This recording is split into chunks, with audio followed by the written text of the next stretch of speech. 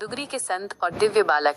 दुगरी के शांत वातावरण में संत सेवादास जी का डेरा था, जहाँ एक दिव्य बालक अक्सर समय बिताता था। ये बालक गुरुजी थे। संत जी एक उच्च कोटि के संत थे, जिन्होंने सांसारिक मोह माया त्याग दी थी। गुरुजी के परिवार वाले उन्हें साधुओं के साथ बैठने से रोकते थे, पर वो बालक तो मानो किसी और ही लोक से आया था। कभी कभी परिवार वाले उन्हें कमरे में बंद कर देते, पर दिव्य बालक की उपस्थिति तो मानो दीवारों को भी भेद देती थी।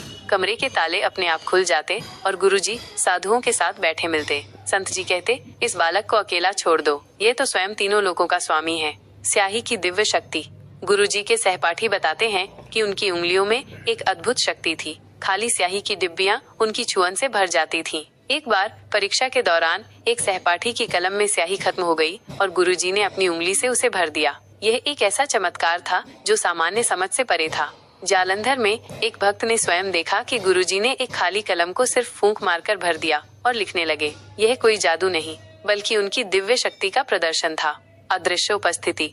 गुरुजी अक्सर कक्षा से अचानक गायब हो जाते और पलक झपकते ही वापस आ जाते। उनके सहपाठियों को हमेशा हैरानी होती थी कि उन्हें परीक्षा के सारे प्रश्न पहले से ही कैसे पता होते थे। क्या वो भविष्य देख सकते थे? एक बार गुरुजी अपने दोस्त के साथ स्कूटर पर कॉलेज जा रहे थे, पर अचानक उन्होंने कहा कि उन्हें कुछ काम है और वे कॉलेज में मिलेंगे। जब उनका दोस्त कॉलेज पहुंचा तो गुरुजी वहां पहले से ही मौजूद थे, और जब वो वापस गुरुजी के घर गया तो वो वहां भी मिले। ये कैसे संभव था? क्या गुरुजी एक ही समय में दो स्थानों पर हो सकते थे? जल पर चलना।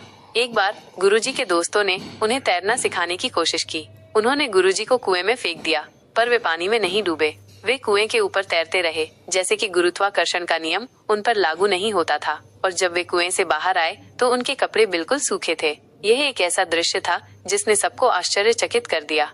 रहस्यमयी कार्य। गुरुजी को गंदगी से नफरत थी।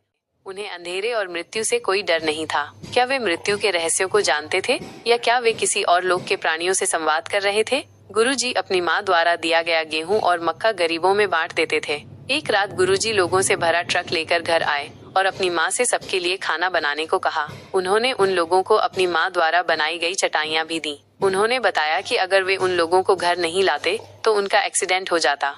यह कथा गुरुजी के जीवन की कुछ झलकियाँ हैं जो उनकी दिव्य शक्तियों और रहस्यमय व्यक्तित्व को दर्शाती हैं।